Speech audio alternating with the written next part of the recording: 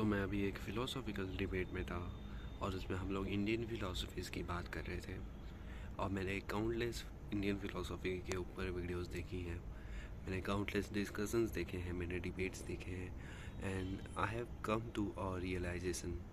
मेरी आज वॉइस को थोड़ा इग्नोर करना, मेरी थोड़ी तबीयत ख़राब है। मुझे एक अजीब सा पैटर्न देखने को मिला है इंडियन फ़िलासफ़ी में, और ये एक्सप्लेन करने के लिए मुझे तुम्हें पहले एक्सप्लेन करना पड़ेगा कि वेस्टर्न फ़िलासफ़ी कैसे वर्क करती है। देखो, वेस्टर्न फ़िलासफ़ी में जितनी भी फ़िलासफ़ीज़ है तुम उसको दो एक्सट्रीम में डिवाइड कर सकते हो।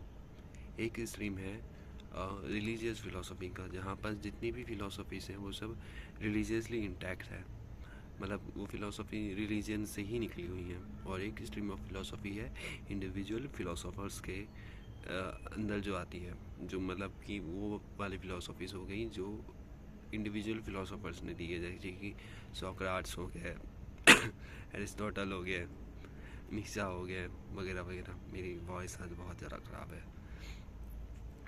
और ये सब के सब तुम एक नोटिस करोगे, जितने भी ये इंडिविजुअल फ़िलासफ़र्स हैं इन्होंने पिछली फ़िलासफ़ी को क्रिटिक किया है। अब वो पिछली फ़िलासफ़ीज़ कोई एक रिलीजियस फ़िलासफ़ी हो सकती है या फिर कोई पिछले फ़िलासफ़र की ही कोई फ़िलासफ़ी हो सकती है, और ऐसे ही करते करते ये लोग आगे बढ़ते गए और अपने फ़िलासफ़ी को रिफाइन करते गए।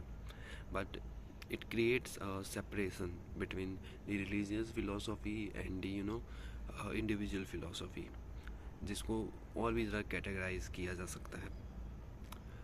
बात करते हैं इंडियन फ़िलासफ़ी की। इंडियन फ़िलासफ़ी में यूँ तो बहुत ज़्यादा फ़िलासफ़िकल कॉन्सेप्ट्स हैं, बहुत सारे फ़िलासफ़ीज़ इस लैंड से निकले हैं। यहाँ पास चारवाक है, यहाँ पास वेदांत है, यहाँ पास वेदास है, यहाँ पास उपनिषद है, यहाँ पास गीता है, यहाँ पास बहुत सारी चीज़ें हैं। यहाँ पास मतलब मुझे सोचना पड़ रहा है कि यहाँ पास क्या क्या है, इतनी सारी फ़िलासफ़ीज़ है यहाँ पास।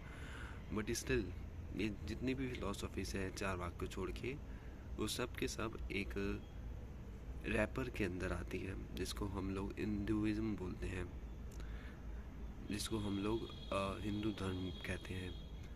यहाँ पास का जितने भी फ़िलासफ़ीज़ है वो रिलीजियस रैपर से रैप है। यहाँ पास की जितनी फ़िलासफ़ीज़ है वो रिलीजन से अलग नहीं है। अब कुछ लोगों को लग रहा होगा कि मैं यहाँ पास बेइज्जती कर रहा हूँ। नहीं, ऐसा नहीं है। मेरे प्रोनाउंसिएशन को थोड़ा अभी इग्नोर करना क्योंकि मेरा गला ख़राब है।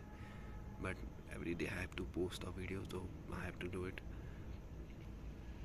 बात दरअसल ये है कि जब कोई फ़िलासफ़ी रिलीजन से इतनी ज़्यादा जुड़ी हुई होती है, स्पेशली एक ऐसे देश की फ़िलासफ़ी जहाँ पास ज़्यादातर लोग रिलीजियस हैं, रिलीजियस तो बात की बात है, यहाँ जहाँ पास के ज़्यादातर लोग अंधविश्वासी हैं, ऐसे देश में जब एक ऐसी फ़िलासफ़ी, जितनी भी फ़िलासफ़ी होती है, अगर वो किसी रिलीजन से जुड़ी हुई होती है, तब उसको क्रिटिसाइज़ करना बहुत ज़्यादा मुश्किल हो जाता है, उसके ऊपर फ़िलासफ़िकल डिबेट करना बहुत ज़्यादा मुश्किल हो जाता है। तुम कभी भी कोई एक फ़िलासफ़िकल डिबेट उठा के देखना, अगर तुमने गलती से भी गीता के किसी वर्स को क्रिटिसाइज़ कर दिया, then people will think you are criticising their religion, which is not true, which is very very different. ये this two things are very very different. एक रिलीजन के अगेंस्ट बोलना और एक फ़िलासफ़ी के अगेंस्ट बोलना बहुत ज़्यादा अलग है। और यही मेरा सबसे बड़ा एक फॉल्ट मैं देख सकता हूँ, एक गैप देख सकता हूँ इंडियन फ़िलासफ़ी में, और ये एक बहुत बड़ी प्रॉब्लम है।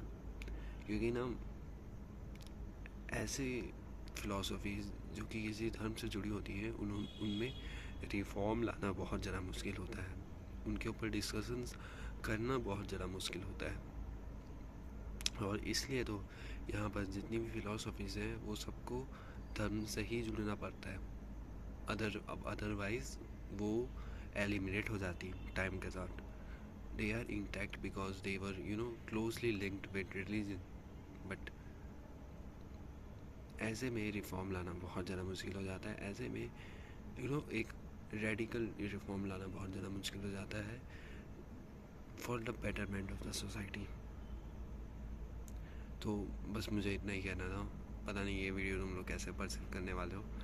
अगर ये वीडियो अच्छी परसीव होगी तभी मैं ये टॉपिक इसके ऊपर वीडियो बनाऊंगा, वरना I will not make videos on this topic, क्योंकि बहुत ज़्यादा कॉम्प्लेक्स चीज़ें हैं, बहुत ज़्यादा फाइन लाइन है यहाँ पास जिसको मैं क्रॉस नहीं करना चाहूँगा. So that's it for today. I will meet you tomorrow.